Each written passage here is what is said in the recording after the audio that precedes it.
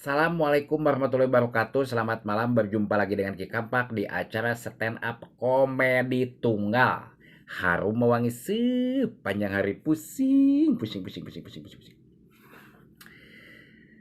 Jualan baso rugi jeng rugi. Ki geningan bisa gitu Ki.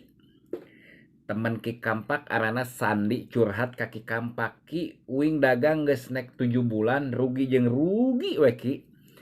Emang kumaha san nepikeun ka kitu? Tah dahareula cau sok sekalian bari ngobrol jeung Aki.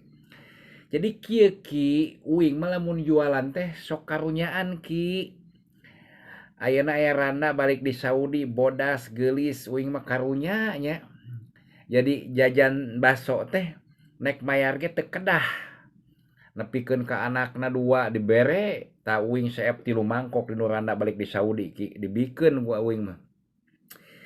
Aya deui anu kieu Ki, babaturan amprok, aya jaipongan, hayang ngalarinum, dibere baso heuh, nepikeun ka 3 mangkok, teu kudu dibayar.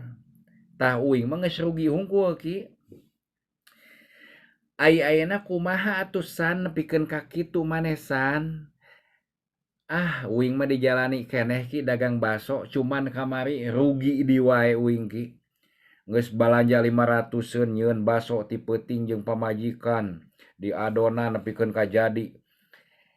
Eta uing datang ka tanjakan Emen di dinya aya hiburan. Begitu tolonjongan aya nu nyuitan, sugan teh kasaha nyuitan teh.